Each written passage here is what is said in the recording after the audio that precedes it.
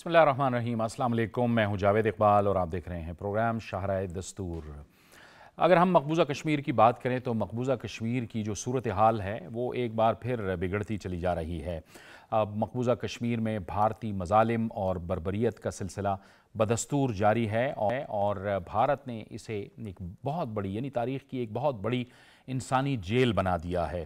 हमें मालूम है कि 2019 में जब आर्टिकल 370 और 35A को ख़त्म किया और भारत ने मकबूजा कश्मीर की खुसूसी हैसियत को ख़त्म किया तो उसके बाद मजालिम और बर्बरियत का एक नया सिलसिला शुरू हो गया। जो कश्मीरी क़यादत है, जो असल क़यादत है, वो पाबंद सलासल है और वहाँ पर इंटरनेट की सहूलत नहीं है, वहाँ पर रसाई नहीं है, इत्तलात की रसाई नहीं है और ये एक पूरी दुनिया को ये मालूम हो रहा है कि वो एक बहुत बड़ी जेल बनाई जा चुकी है।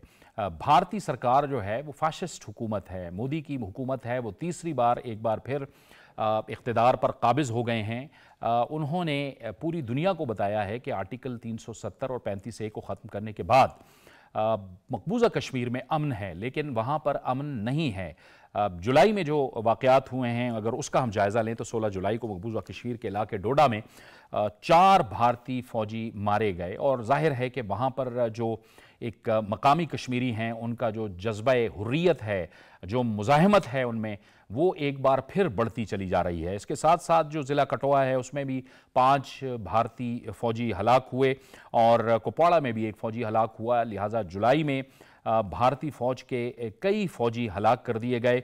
लेकिन मुसलसल भारत जो है वो मकबूजा कश्मीर के अंदर अपनी दहशत गर्दी कर रहा है। न सिर्फ मकबूजा कश्मीर में बल्कि ख़ुद भारत के अंदर अक़लियतों के लिए एक बहुत बड़ा जो है चैलेंजेस पैदा कर दिए गए हैं। मुसलमानों के साथ वहाँ पे जो कुछ हो रहा है, क्रिश्चियन कम्युनिटी के साथ वहाँ पर जो कुछ हो रहा है, वो पूरी दुनिया उसको देख रही है और अब आहिस्ता आहिस्ता भारत ने फिर दूसरे मुल्कों में जाकर भी दहशतगर्दी का सिलसिला शुरू कर दिया है। अमेरिका के अंदर जो सिख रहनुमा को कत्ल करने की साजिश की गई, फिर कनाडा के अंदर खालिस्तान मूवमेंट से ताल्लुक़ रखने वाले सिख रहनुमाओं को कत्ल किया गया। वो तमाम की तमाम बातें जो हैं वो तहकीकात के बाद साबित हो रही हैं कि वो भारत उसमें मुलव्विस है, जिस तरह से वो टारगेट किलिंग कर रहा है। तो लिहाजा भारत को इस जानिब तवज्जो देनी चाहिए, लेकिन भारत अपनी नालायकियों का और अपनी नाअहली का मलबा एक बार फिर पाकिस्तान पर डाल रहा है। जिस तरह से अब भारतीय वज़ीर आज़म ने इल्ज़ामात लगाए हैं पाकिस्तान पर, पाकिस्तान की वज़ारत ख़ारजा ने इन इल्ज़ामात को मदहका खेज़ करार दिया है। ये जो सूरत हाल है ये बड़ी तशवीशनाक है। ख़ुद जो भारत के रहनुमा हैं, जो कांग्रेस से ताल्लुक़ रखने वाले हैं, महबूबा मुफ्ती हैं, वो ख़ुद भारतीय इक़दामात की मज़म्मत कर रही हैं, जो कुछ वो मकबूजा कश्मीर के अंदर कर रही है। लेकिन अब सवाल यहाँ पर यही पैदा होता है कि ये जो कुछ भारत कर रहा है, क्या दुनिया या आलमी बरादरी इसका नोटिस लेती है या नहीं? ये एक अहम तरीन सवाल है जिस पर आज हम अपने प्रोग्राम में बात करेंगे और इसके लिए हमें ज्वाइन कर रहे हैं उसमें हमारे मेहमान सीनियर हुर्रियत रहनुमा जनाब शेख अब्दुल मतीन। शेख अब्दुल मतीन साहब, आपको हम खुशामदीद कहते हैं। सीनियर सहाफ़ी और तज्ज़ियाकार मंजूर अहमद साहब हमें ज्वाइन कर रहे हैं, आपका भी बहुत शुक्रिया। और बैनुल-अक़वामी उमूर के माहिर डॉक्टर मुनव्वर हुसैन हमें ज्वाइन कर रहे हैं वीडियो लिंक पर। डॉक्टर साहब, आपका भी बहुत शुक्रिया। शेख साहब, आपसे आगाज़ करेंगे गुफ्तगू का।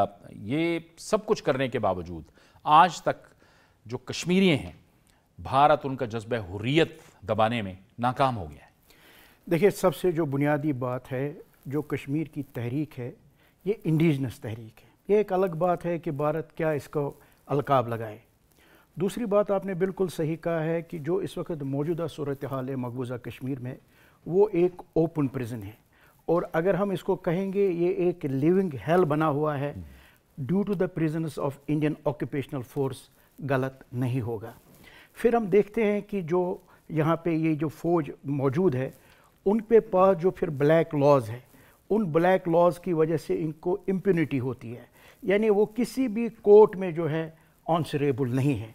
बल्कि सितम ज़रीफ़ी ये है जो ये हीनियस क्राइम्स करते हैं, जो मुजरिम होते हैं, उनको सज़ा नहीं दिया जाता है, उनको अदालत के कटहरी में खड़ा नहीं किया जाता है, बल्कि उनको प्राइज़ और प्रमोशन से नवाजा जाता है। मिसाल हमारे सामने है मेजर गुगाई की।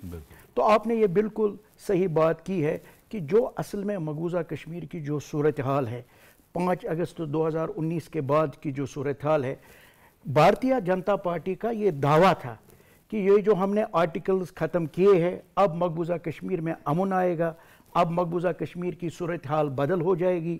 لیکن ہم جب دیکھتے ہیں آج 2024 ہے، صورتحال جو ہے بدستور اس جاری و ساری ہے، بلکہ اس سے بھی ابتر ہے. جہاں تک ہندوستان کا یہ الزامات کا تعلق ہے جو آپ نے اپنے انٹرو میں بھی کہا ہے، کیونکہ کشمیر کا جو پہلے ہم دیکھیں گے، یہ جو کشمیر کی تحریک ہے اس میں اقوام متحدہ کی قراردادیں موجود ہیں. یعنی ہمیں اقوام متحدہ یہ حق دیتا ہے کہ ہم اپنی جدوجہد کو جاری و ساری رکھیں گے. تو اس حوالے سے ہندوستان کا یہ وتیرہ رہا ہے. ہمیں اگر دیکھنا پڑے گا جو پلوامہ کا اٹیک کیا ہے، تو یہ آپ اور میں نہیں کہتا ہوں، یہ بھارتیہ جنتا پارٹی کی خود یعنی انہوں نے یہ کروایا ہے. جو اس وقت کے گورنر رہے ہیں ستیہ پال، انہوں نے خود کہا ہے. اور اس کے بعد جب ہم دیکھتے ہیں جو ابھی انہوں نے یعنی یہ اعلان کیا ہے، یہ جو بھارت کے وزیر اعظم ہے، اور انہوں نے یہ الزام پاکستان کو لگایا ہے. یعنی جو ان کی اپنی اندرونی صورتحال ہے اس کی طرف وہ نہیں دیکھتے ہیں. کیا سکھوں کی تحریک موجود ہے؟ بالکل ہے. کیا ناگالینڈ میں موجود تحریک ہے؟ بالکل ہے. کیا آسام میں ہے؟ بالکل ہے. کیا ہندوستان کی یہ جو بھارتیہ جنتا پارٹی ہے، کشمیر کو چھوڑو کیونکہ یہ ایک الگ ریاست ہے، اس کی تحریک الگ ہے، جو ان کے اپنے لوگ ہیں، نہ صرف مسلمان، جو وہاں پہ دلت بھی جو ہے، یعنی جو ہندو بھی ہے، کیا وہ سیف وہاں پہ ہے؟ کیا کرسچن وہاں پہ سیف ہے؟ کیا کوئی اور کمیونٹی سیف ہے؟ نہیں ہے. یعنی اس کا مطلب ہے یہ جو بھارتیہ جنتا پارٹی ہے یہ ایک فاسسٹ حکومت ہے، اور اس کی جو دہشت گردی ہے وہ صرف مقبوضہ کشمیر تک محدود نہیں ہے. اس کی جو دہشت گردی ہے صرف بھارت تک محدود نہیں ہے. آپ نے خود بھی کہا ہے، اور کینیڈا کے وزیر اعظم نے کہا کہ ہمارے پاس ٹھوس ثبوت ہے یہ بھارتی انٹیلیجنس نے کیا ہے. اور امریکہ میں بھی جو انہوں نے ایک سکھ کو قتل کرنے کی کوشش کی ہے اس میں بھی بھارت ملوث ہے. اس کا مطلب ہے کہ بھارت جو ہے صرف وہ ریاستی دہشت گردی نہیں کر رہا ہے جو ہم کہتے ہیں وہ ریاستی دہشت گردی، بلکہ انٹرنیشنل لیول پہ جو ہے بھارت جو ہے دہشت گردی میں ملوث ہے. بالکل ٹھیک. ڈاکٹر منور صاحب، یہی بات جو ہم کر رہے تھے کہ پلوامہ کا جب حملہ ہوا تو اس پر بھی بھارت نے پاکستان پر الزام عائد کیا، لیکن اس کے بعد خود ان کے جو رہنما ہیں وہ یہ بات کر رہے ہیں کہ اس میں تو ہماری اپنی سستی ہے، ہماری اپنی نااہلی ہے، اور ہمارے لوگ جو ہیں اس میں ملوث ہیں. پھر کئی ایسے واقعات ہوئے جس کا الزام پاکستان پر آیا، لیکن اس کے بعد ثابت یہ ہوا کہ خود بھارت نے یہ سب کچھ کروایا ہے. یہ اپنی اس کی نااہلی ہے، اپنی نالائقی ہے، اور اس کا ملبہ جو ہے وہ الزام کی صورت میں وہ پاکستان پہ ڈالتے ہیں. جی پہلے تو بہت شکریہ، آپ نے شو میں مجھے مدعو کیا. دیکھیں بھارت ایک روگ اسٹیٹ ہے، اور اس کی بات میں بار بار کہتا ہوں، اور یہ ہم لوگ نہیں کہہ رہے. پاکستان کے اندر بیٹھے اسکالرس ہوں، جرنلسٹ ہوں، پاکستان کا میڈیا ہو، ہم لوگ بات نہیں کر رہے. یہ جو باہر بیٹھے اسکالرس ہیں وہ اگین اینڈ اگین یہ بات کر رہی ہیں. یونائٹڈ نیشنز کی جو ہیومن رائٹس کونسل ہے وہ یہ بات کر رہی ہے. بنیادی طور پہ یہ جو بھارت کہتا ہے کہ پاکستان کو ہمیشہ ناکامی کا سامنا کرنا پڑا ہے، بھارت کو ناکامیوں کا سامنا کرنا پڑا ہے. 65 کی جنگ میں کس کو ناکامی کا سامنا کرنا پڑا؟ 2019 میں آپ نے بالا کوٹ میں دہشت گرد اڈوں کا آپ نے بہانہ بناتے ہوئے سرجیکل اسٹرائک سو کارڈ آپ نے کی. اس کے بعد پھر ابھینندن پکڑا گیا، کیا اس کی چائے آپ کو بھول گئی؟ 1987 میں آپ نے اسرائیل کے ساتھ مل کر پاکستان کے نیوکلر جو سائٹس تھیں اس پر حملہ کرنے کی کوشش کی، جس کو ہم نے پہلے ہی ناکام بنا دیا. تو یہاں پہ ناکامی کس کی ہوئی؟ کارگل میں آپ نے مار کھائی. طالبوٹ کی کتابیں انگیجنگ انڈیا جس میں وہ کہتے ہیں کہ ہم نے ان کی جان چھڑوائی. تو ہمیشہ انہوں نے مار کھائی ہے، اور ہمیشہ بھارت پہل کرتا ہے.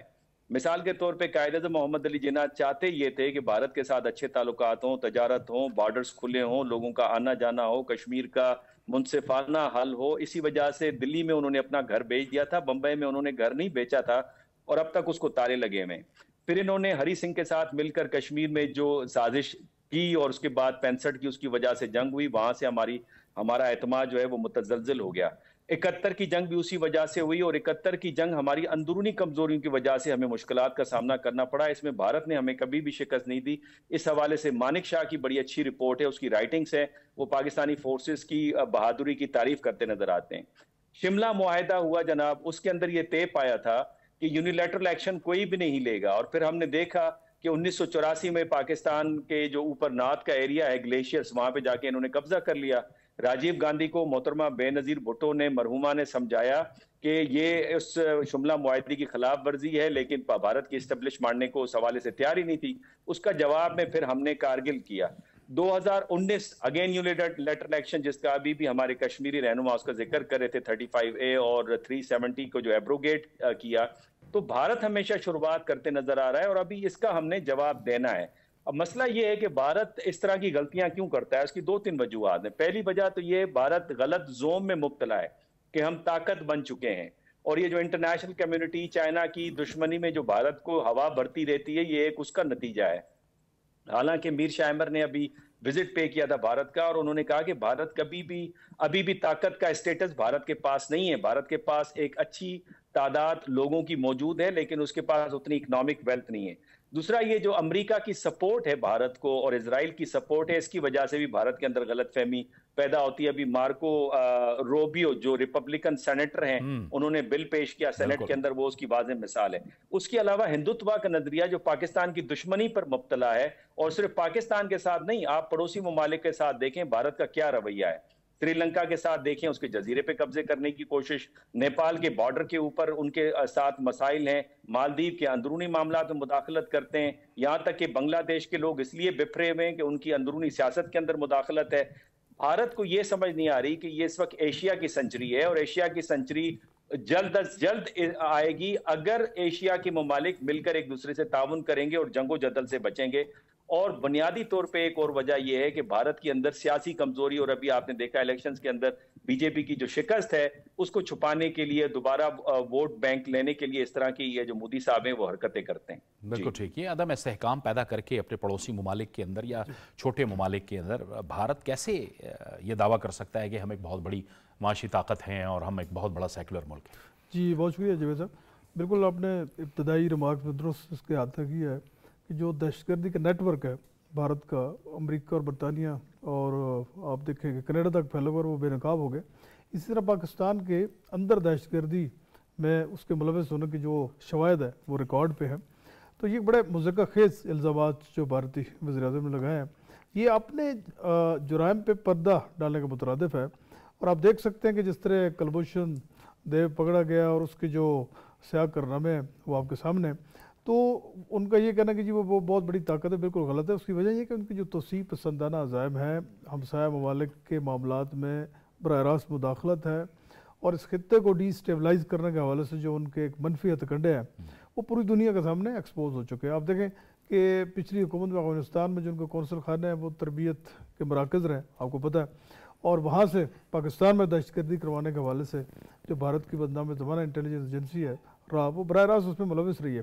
तो इससे आप अंदाज़ा कर सकते हैं कि पाकिस्तान ने हमेशा बड़ी मुस्बत सियासी और सफारती कोशिश की है, और पाकिस्तान ने इत्तेमाद साजी को फ़रोग़ देने के हवाले से तामीरी, बामानी और रिज़ल्ट ओरिएंटेड बातचीत करने के हवाले से कई इनिशिएटिव लिए, लेकिन भारत ने हमेशा उसको मशरूत कर दिया, और इस मुज़ाकराती अमल को भारत ने हमेशा सबताज किया। तो इससे आप अंदाज़ा कर सकते हैं कि उनकी जो रियासती दहशतगर्दी है और जो उनकी पॉलिसीज़ हैं, और जिस तरह वहाँ अक़लियतों को, जिस तरह हमने कहा कि उन पर हक़ ज़िंदगी जो है बिल्कुल उनका तंग कर दिया, उनको बुनियादी हकूक़ से महरूम कर दिए।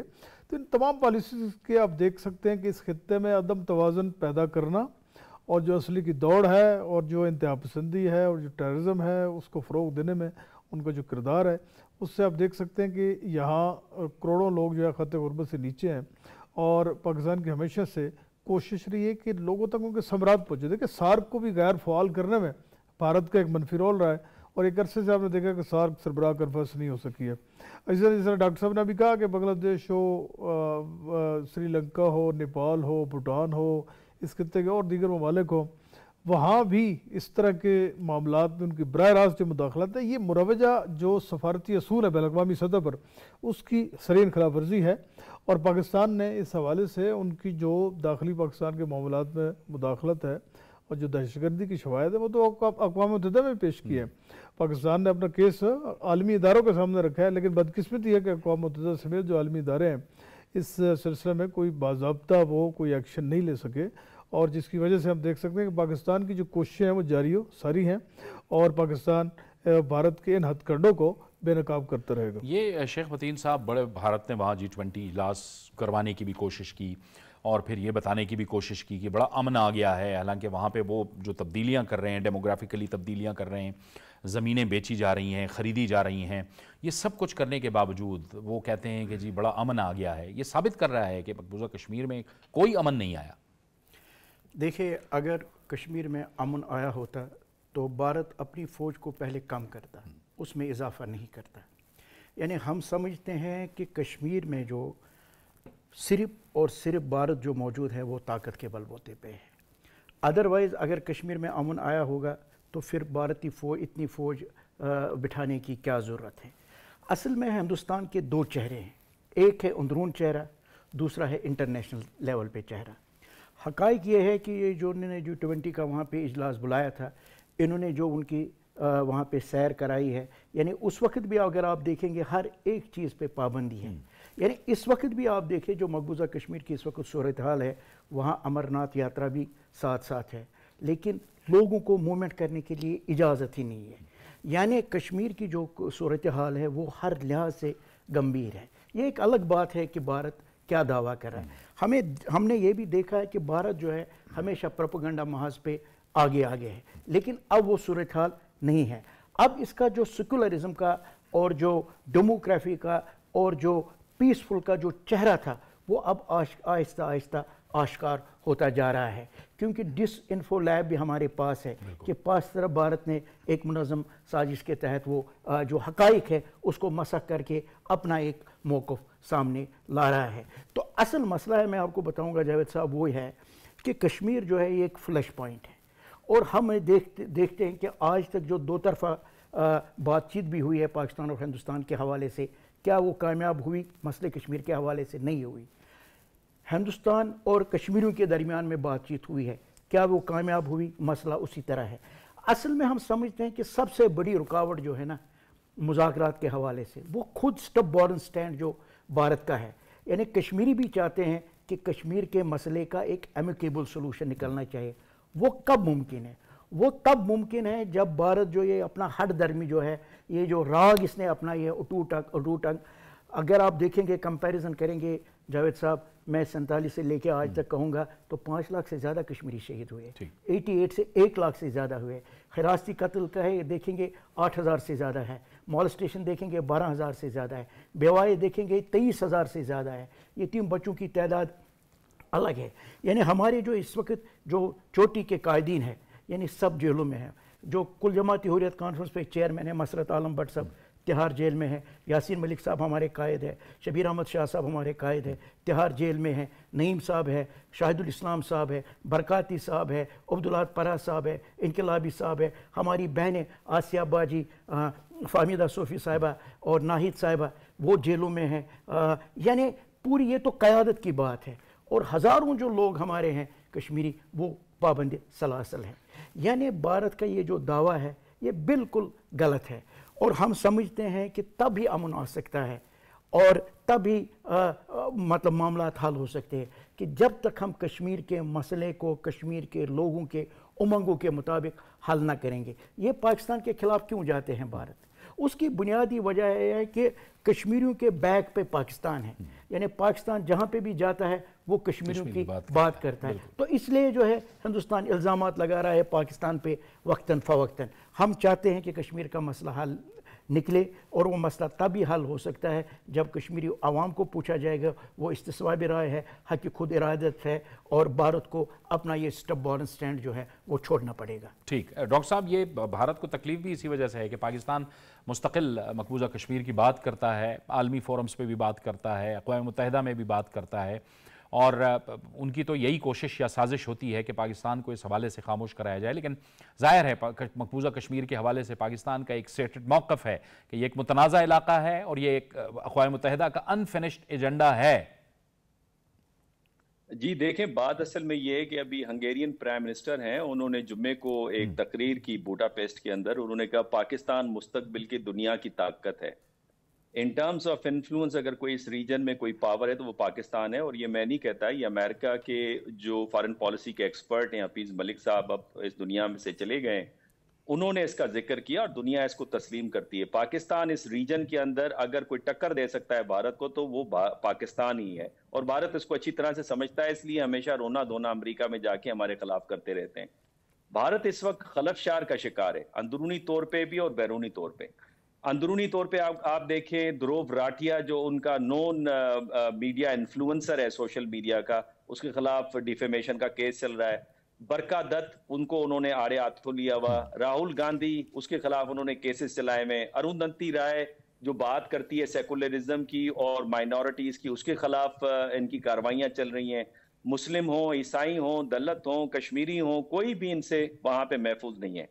बैरूनी खलफशार और बैरूनी जो इनका चेहरा मस्क है, वो फेटअप की रिपोर्ट है जो ये टेरर फाइनेंसिंग करते रहे। पाकिस्तान ने तो इस तरह की रिपोर्ट नहीं दी। EU डिसइंफो लैब, यूरोपियंस ने उसको डिस्कवर किया, हमने तो उसको डिस्कवर नहीं किया। यूनाइटेड नेशन की ह्यूमन राइट्स काउंसिल की रिपोर्ट है 2019 की, 20 की, 21, 22, 23 सारी के ये कश्मीर के अंदर क्या करते रहे। उसके अलावा अभी हमारे एक दोस्त जिक्र कर रहे थे जिस तरह से इनका ग्लोबल डेथ स्क्वाड, क्या कनाडा और क्या अमेरिका और क्या यूके और क्या कतर और क्या पाकिस्तान, हर जगह पे इन्होंने दहशतगर्दी को मचाया हुआ है। यहां तक कि 3 से 4 हजार डॉलर मिलते हैं भारतीय फौजी को जो इस वक्त जाके गजा में कत्ल गारत ये कर रहे हैं। तो लिहाजा रूस के से हथियार ये खरीदते हैं, अमेरिका इनको छूट देता है। वो जो सैंक्शंस एक एक्ट है अमेरिका का, वो उनकी इसके ऊपर माफी दी हुई है सिर्फ एक वजह से, और वो वजह है चाइना की दुश्मनी में, कि चाइना का मुकाबला करेगा। अरे भाई, कहां $4.25 ट्रिलियन की इकोनॉमी मुकाबला करेगी $19.5 ट्रिलियन की इकोनॉमी के साथ। गोलवान में क्या हुआ हमने देखा। क्या भारत की जो मिडिल रेंज इंडस्ट्री है, लो रेंज इंडस्ट्री है, वो चाइनीज प्रोडक्ट के अलावा चल सकती है? तो मैं ये समझता हूं कि भारत को भी होश के नाखून लेने होंगे कि अगर मुस्तकबिल में वो जो ख्वाब देखता है कि हम इन्फ्लुएंशियल पावर बने, वो उसी सूरत में मुमकिन है जब आपकी कनेक्टिविटी होगी और आपके हमसायों के साथ अच्छे ताल्लुकात होंगे। और तब तक नहीं हो सकते जब तक जो मेन इशू है कश्मीर का, उसको आप रिजॉल्व नहीं करते एज पर यूनाइटेड नेशंस की रेजोल्यूशन के मुताबिक। तो लिहाजा दुनिया असल में भुगतेगी, जो मुझे नजर आ रहा है। इजराइल की खातिर जो मिडिल ईस्ट के अंदर अनरेस्ट है, अगर अपीस करते रहेंगे भारत को और उसके आड़े हाथों नहीं लेंगे कानून के मुताबिक, इंटरनेशनल नॉर्म्स के मुताबिक, इंटरनेशनल लॉ के मुताबिक, तो वो ही होगा जो हिटलर ने फिर दुनिया के साथ किया था। तो अगर ये चाहती है दुनिया तो फिर देख ले, तो पाकिस्तान तो खामोशी के साथ नहीं बैठेगा। और मैं अगेन आई वुड से, ये 35A और 370 का जो एक्ट लिया है भारत ने, इसका भी हमने जवाब देना है। जी डॉक्टर साहब, आपने इससे पहले भी गुफ्तगू में बात की थी जो सिक्योरिटी पैक्ट के हवाले से जो बिल लेकर आए हैं अमेरिकी सेनेटर, इससे कोई फ़र्क पड़ना है? ये जो जिस तरह आप चीन की बात कर रहे हैं, चीन एक दुनिया की एक बड़ी माशी ताकत है। पाकिस्तान एक ज़ाहिर है कि एटमी मुल्क है और पाकिस्तान ने ये साबित किया है। हमने देखा है जो कुछ भारत पाकिस्तान के ख़िलाफ़ साजिशें करता रहा है, पाकिस्तान ने उसका भरपूर जवाब दिया है। ये तो हो जाना है मुआहदा, अगर हो भी जाना है तो फ़र्क तो इससे कोई पड़ना है आपके ख्याल में, या कोई फ़र्क नहीं पड़ना? ये मार्को रूबियो ने जो बिल दिया है, ये नॉन रिपब्लिकन है और ये फ्लोरिडा के से सेनेटर हैं, और इन्होंने ये बिल पेश किया है कि जिसके तहत वो चाहते हैं कि भारत के साथ अमेरिका के डिफेंस टाइज ज़्यादा मजबूत हों और पाकिस्तान और चाइना जो भारत को सिक्योरिटी के पर्सपेक्टिव से तंग कर रहे हैं, उनको किसी तरीके से रोका जाए। ये बिल उन्होंने पेश किया है, लेकिन सेनेट की इस वक्त खारजा जो कमेटी है उसमें ये बिल गया है। ये मुमकिन नहीं है कि कांग्रेस के अंदर ये डिस्कस होगा, क्योंकि कांग्रेस ने अपनी वो मुद्दत पूरी कर चुका है और नए इलेक्शंस होंगे, और इलेक्शंस के बाद जो नई कांग्रेस आएगी उस वक्त हो सकता है कि इनकी लॉबी एक्टिव हो जाए और इस बिल को पेश करने की कोशिश करें। लेकिन अमेरिका के ये खुद अपने मफाद के खिलाफ है। अमेरिका में बहुत सैकड़ों ऐसे स्कॉलर्स हैं और खुद इंडियंस हैं, मुस्लिम्स इंडियंस जो रहते हैं अमेरिका के अंदर, और जो हिंदू कम्युनिटी रहती है कनाडा के अंदर, जो सेकुलर कम्युनिटी रहती है इंडिया की अमेरिका के अंदर, वो बारहा ये कैंपेन चला रहे हैं कि हिंदुत्व और मोदी खतरा है खुद भारत के लिए और अमेरिका के मफाद के खिलाफ। इसलिए है कि अमेरिका का जो डिक्लाइन है in terms of political influence, वो हमें मिडिल ईस्ट में ऑलरेडी नजर आ रहा है, और हम देख रहे हैं मिडिल ईस्टर्न जो ममालिक हैं उनका झुकाव चीन की तरफ बढ़ता चला जा रहा है, और चीन का तासुर दुनिया में पीस ब्रोकर के तौर पर उभर रहा है। चीन ने ईरान और सऊदी अरब के दरमियान में रिप्रोचमा करवाया, चीन ने यूक्रेन और रशिया के दरमियान में रिप्रोचमा करवाने की कोशिश की, चीन ने इस वक्त हमास, PLO और 14 ग्रुप्स के दरमियान में फलस्तीन में मुआहिदा और कामयाब मुआहिदा करवा दिया है। तो उनका झुकाव इस वक्त चीन की तरफ हो रहा है और अमेरिका का जो पॉलिटिकल स्पेस है वो कम हो रहा है। और अगर साउथ एशिया में उन्होंने ज्यादा रिलाय करना है भारत के ऊपर, और मैं यकीन दिलाता हूं अमेरिकन को कि भारत कभी भी उनके लिए खड़ा नहीं होगा, जिस तरह एशले टेलिस ने फॉरेन पॉलिसी के अंदर जिक्र किया है कि भारत कभी भी चीन का मुकाबला नहीं कर सकता। तो अमेरिका बुनियादी तौर पे पाकिस्तान को खुद पुश कर रहा है, जिस तरह यूरोपियंस ने ब्लंडर करके, जो हंगेरियन प्राइम मिनिस्टर कहते हैं कि यूरोपियंस की जो पॉलिसी है, उन्होंने खुद रशिया को एशियन ब्लॉक की तरफ धकेल दिया है। पाकिस्तान को धकेल रहे हैं कि आप चीन के ब्लॉक के अंदर दाखिल हो जाएं, और हमें ये बताया जा रहा है, हमें भी समझना चाहिए कि अभी हमारे कभी भी स्ट्रेटेजिक ताल्लुकात अमेरिका से नहीं हो पाएंगे। हाँ, हमारे वहां भी मफादात में छोटे मोटे ताल्लुकात चलते रहेंगे अमेरिका के साथ, और वो हम चाहेंगे भी वो चलें, लेकिन कभी भी स्ट्रेटेजिक रिलेशनशिप, अगर किसी को गलत फहमी है तो वो दूर हो जानी चाहिए। स्ट्रेटेजिक रिलेशनशिप आपके चीन के साथ होंगे। पाकिस्तान को अपना हाउस इन ऑर्डर करना पड़ेगा, पाकिस्तान को स्ट्रेटेजिक ताल्लुकात रूस के साथ, चीन के साथ बढ़ाने होंगे, पाकिस्तान को अपने ताल्लुकात इस्तवार करने होंगे ईरान के साथ, अफगानिस्तान के साथ, और पाकिस्तान को अपनी इंडिजीनियस टेक्नोलॉजी में ज्यादा आगे जाना होगा ताकि खुद इन्हिसारी के ऊपर ज्यादा चलें। अदरवाइज भारत को अगर इस तरह के लेटेस्ट वेपन देते रहे तो साउथ एशिया के अंदर ताकत का तवाज़ुन बिगड़ेगा, और वो पाकिस्तान की और साउथ एशिया के दूसरे ममालिक की जो सिक्योरिटी है उसके लिए अच्छा नहीं है। तो हमें खुद अमेरिका धकेल रहा है इस तरफ, और ये अमेरिका का ब्लंडर है। और जॉन पॉल कैनेडी ने अपनी किताब rise and fall of the great powers के अंदर ये बात कही थी कि जब पावर का डिक्लाइन शुरू होता है तो वो इनएप्ट पॉलिसीज अडॉप्ट करता है, ओवर स्ट्रेचिंग करता है। और अमेरिका की भी इस वक्त मुझे लगता है जो एक कंसेंसस है बाय पार्टीजन अमेरिका के अंदर, के चीन को किसी भी सूरत में रोकना है, बजाय ये कि चीन को टेक्निकली हैंडल करें, पाकिस्तान के थ्रू हैंडल किया जा सकता है, जिस तरह 1971 के अंदर शटल डिप्लोमेसी के जरिए से हमने इनके ताल्लुकात को इस्तवार कराया। उसके बजाय ये जो चपकलश और ये जो कॉन्फ्लिक्ट का रास्ता है वो मेरे ख्याल में खुद अमेरिका बर्दाश्त नहीं कर सकता। अमेरिका को रोज $1 ट्रिलियन चाहिए अपने कर्जों के इंटरेस्ट में पे करने के, वो उनके पास नहीं है, तो मुकाबला क्या करेंगे। ये बड़ी आपने अहम बात की है मंजूर साहब, पहले लेकिन पाकिस्तान इस हवाले से बिल्कुल बहुत पहले क्लियर कर चुका है कि अगर बात ब्लॉक्स की होती है तो पाकिस्तान जो है वो किसी भी जो है वो तकसीम की जो इंटरनेशनल पॉलिटिक्स है वो उसका हिस्सा नहीं बनेगा। पाकिस्तान किसी भी ब्लॉक की बात नहीं करता, बल्कि पाकिस्तान जो है वो सिफारती सतह पे तमाम ममालिक के साथ बराबरी की बुनियाद पर वो ताल्लुकात रखना चाहता है। जी बिल्कुल, आपने दूसरा पाकिस्तान की तो शुरू से यही पॉलिसी रही है कि खित्ते में तरक्की हो, तवाज़ुन हो, खुशहाली हो, कनेक्टिविटी हो, क्योंकि ये दौर तो कनेक्टिविटी के ना, ग्लोबलाइजेशन का दौर है। तो चीन की, रूस की या दीगर ममालिक है वो भी पाकिस्तान की इन पॉलिसीज़ को हमेशा सपोर्ट किया है, और शुरू दिन से पाकिस्तान इस पर कारबंद रहा है। लेकिन ये जो एक आलमी सतह पर आप देखते हैं कि जो एक तनाव है, महाजराई है, सियासी कशीदगी है, सियासी अदम इस्तेकाम है, अनरेस्ट है, उसमें सबसे मनफी जो रोल है, जिस तरह हम पहले कह चुके हैं, वो भारत का है। जिस तरह अमेरिका और इजराइल और दीगर ममालिक उसका असला फराहम कर रहे हैं और वो इस दहशतगर्दी को प्रमोट करने में पेश है, तो इसकी वजह से बहुत सारी जो खित्ते में तरक्की की काविशें हैं उनको नुकसान पहुँचता है। देखिए जो गैस के आपने देखा कि जो कासा प्रोजेक्ट है, दीगर और प्रोजेक्ट है, तुर्कमेनिस्तान है, ये जो एशियाई रास्ते हैं उनके साथ है, जिस तरह सी पैक पाकिस्तान चाहता है कि वो अफगानिस्तान तक भी पहुँचे और खित्ते के ममालिक तक उसके सम्राट हो। तो हमेशा से इस मनसूबे को और दीगर जो बड़े मेगा प्रोजेक्ट्स हैं उनको नुकसान पहुँचाने में भारत का बड़ा मनफी रोल रहा है, और मनसूबों को सबताज करने में उन्होंने हमेशा एक मनफी किरदार अदा किया।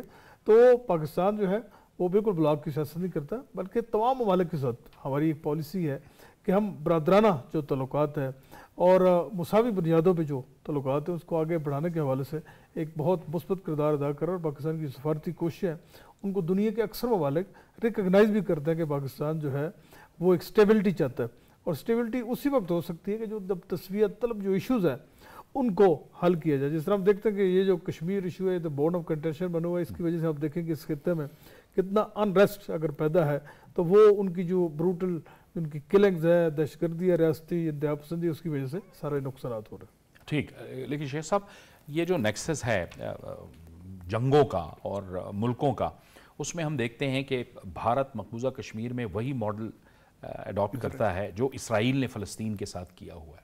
ये इतनी जुल्म और बर्बरियत हो रही है, यानी उस मॉडल को यहाँ पे वो इस्तेमाल कर रहे हैं। देखिए ये बिल्कुल हकीकत है। उसकी बुनियादी वजह है कि 90s में भी ये खबरें आ गई थी कि इज़राइल की जो फ़ौज वहाँ पे मौजूद है, लेकिन उस वक्त इस तरह ज़्यादा ये पता नहीं चला।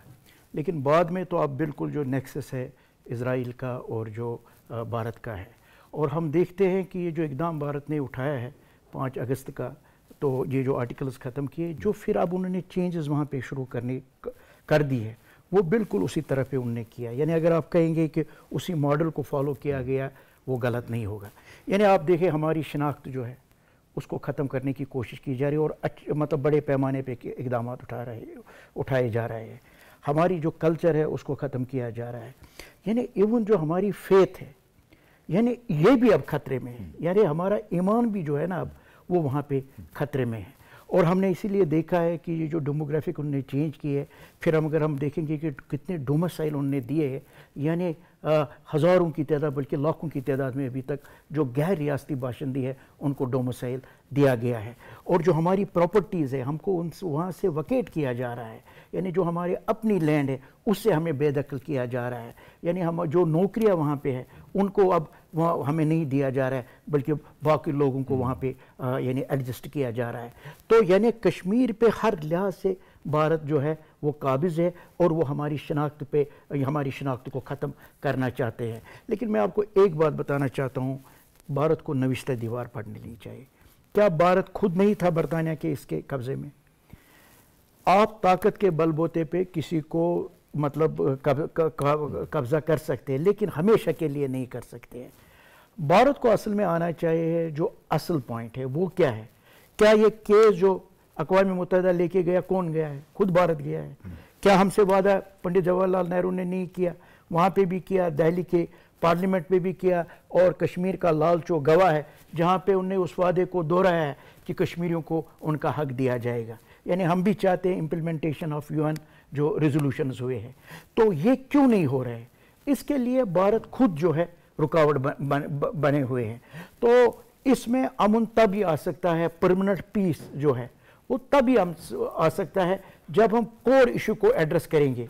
और हिंदुस्तान और पाकिस्तान के ताल्लुकात भी तभी मतलब ना मुस्तहकम हो सकते हैं जब तक हम मसले कश्मीर को जो कोर इशू है उसको एड्रेस नहीं किया जाएगा according the aspirations and the wishes of the people of the Jammu and Kashmir. Doctor साहब आप फरमाइएगा, ये कनाडा और अमेरिका के अंदर जो वाक़यात हुए हैं, इस आप समझते हैं कि इसने भारत को मज़ीद एक्सपोज किया है? वहाँ पर जो इसने दहशतगर्दी की है, कनाडा में खालिस्तान के रहनुमाओं को कत्ल किया है, अमेरिका के अंदर साजिश की है, और इसके साथ साथ ज़ाहिर है अमेरिका ने, कनाडा ने और इन मुल्कों ने शदीद किस्म का एहतजाज किया है और इन वाक़यात की मजम्मत भी की है। और क्या ये कहा जा सकता है कि भारत समाजी लिहाज से मकबूजा कश्मीर के अंदर, सियासी लिहाज से, इक़्तिसादी लिहाज से मुकम्मल तौर पर फेल हो चुका है?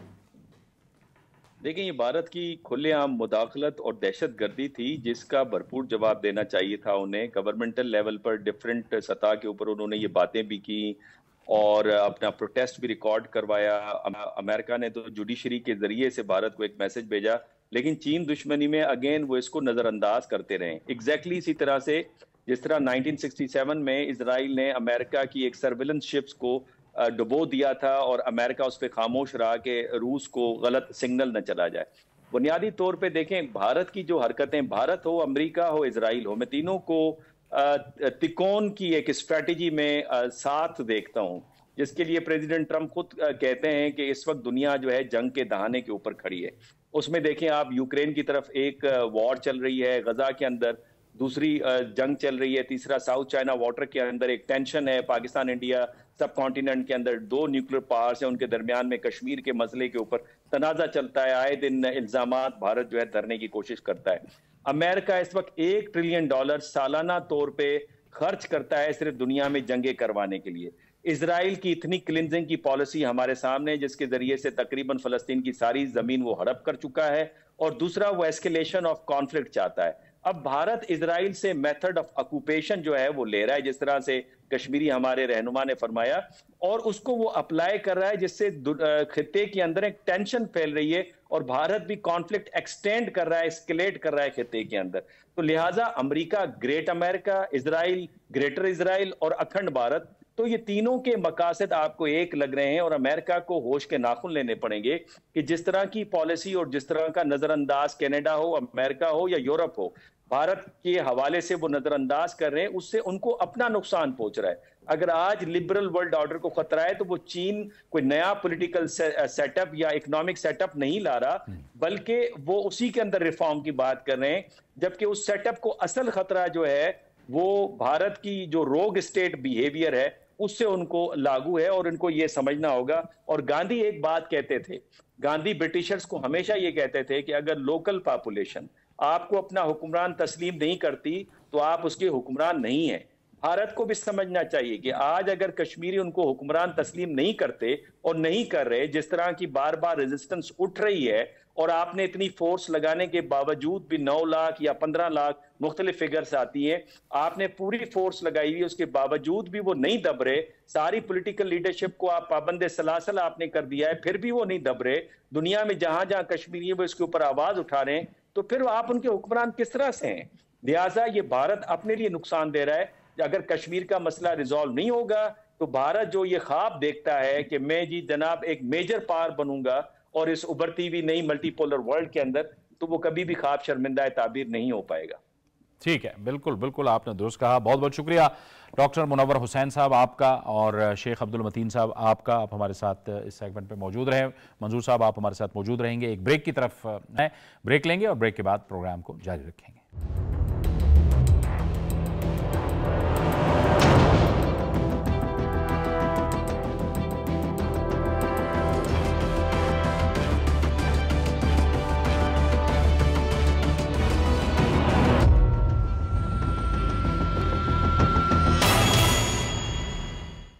بجلی کے بلوں اور مہنگائی کے حوالے سے جماعت اسلامی کا جو احتجاج یا دھرنا مری روڈ پر جاری ہے، تو اس میں اہم پیش رفت یہ ہوئی کہ گزشتہ رات حکومتی جو ٹیم تھی وہ گئی اور انہوں نے جماعت اسلامی کو مذاکرات کی دعوت دی۔ وفاقی وزیر اطلاعات و نشریات عطا اللہ تارڑ اپنے رہنماؤں کے ساتھ، جس میں ڈاکٹر طارق فضل چودھری ہیں، وہ گئے اور انہوں نے جماعت اسلامی کو مذاکرات کی دعوت دی تھی، اور جماعت اسلامی نے اس دعوت کو قبول کر لیا تھا، اور آج باقاعدہ راولپنڈی کے کمشنر ہاؤس میں جماعت اسلامی اور حکومت کے درمیان اس حوالے سے مذاکرات ہوئے ہیں۔ آج پہلا دور ہوا ہے، اور پہلے دور کے مذاکرات کے نتیجے میں حکومت نے جو جماعت اسلامی کے کارکن گرفتار ہیں ان کو رہا کرنے کا اعلان کر دیا ہے۔ یہ ایک مثبت پیش رفت ہے۔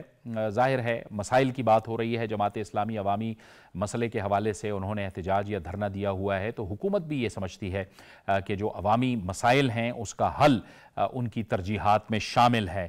اب جو مذاکرات ہوئے ہیں اس حوالے سے کہا گیا ہے دونوں طرف سے، لیاقت بلوچ جو کہ جماعت اسلامی کے نائب امیر ہیں، اور وفاقی وزیر اطلاعات و نشریات عطا اللہ تارڑ کی جانب سے، کہ اب مذاکرات کا جو دوسرا دور ہے وہ کل ہوگا، اور حکومتی کمیٹی نے جماعت اسلامی کو یہ بھی کہا ہے کہ ایک جو مسائل کے حل ہیں، جو مطالبات ہیں جماعت اسلامی کے، اس حوالے سے ایک ٹیکنیکل کمیٹی کی تشکیل بھی کی جائے گی، اور اس کے ساتھ ساتھ جماعت اسلامی کے ساتھ مذاکرات ہوں گے۔